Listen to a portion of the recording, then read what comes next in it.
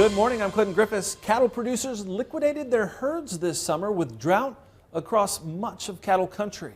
They also face poor pasture and winter wheat conditions. So what does that mean for the fall cattle run and the market outlook?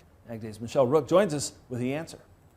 Clinton, live cattle futures hit new contract highs on October 25th, but have disappointed the bulls as they've been consolidating ever since. Meanwhile, feeder cattle futures hit contract highs in mid-August and have never retested the highs, even with historically tight supplies. So when is the marketing hole finally going to hit? Market experts tell me while it's past due, there's clues pointing to 2023.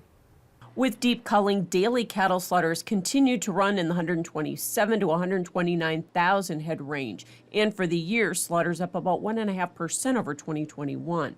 Some of it's the increased cow slaughter.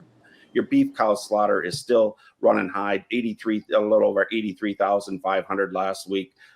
You're on pace to have an all-time record of the most beef cows slaughtered in this country for a calendar year of 2022. Cow slaughter should start to taper off soon, and with larger feeder cattle runs through the summer and fall, those numbers have started to tighten as well, reflected in the price. Starting in mid-October, we did start to see some year-over-year decreases in the feeder cattle runs.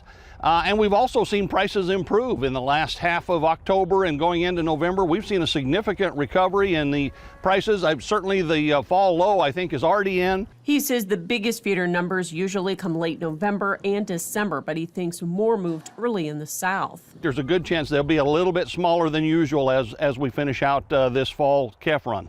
So when will the tighter numbers start hitting the live cattle market? One key will be when heifers start being retained instead of placed in feedlots, but likely first quarter 2023. I remain supply side very optimistic here for the next year or so. Maybe by April, we could get the market on top of 160 if it falls right, in my opinion. And he's more bullish longer term. I think someplace here in the next 12 to 16 months, we're going to a place of all-time highs, which is 174. That's barring a black swan or economic event to hurt demand. Tighter numbers are also anticipated in Friday's cattle on feed report, with on-feed estimates down 2% and placements down 4%.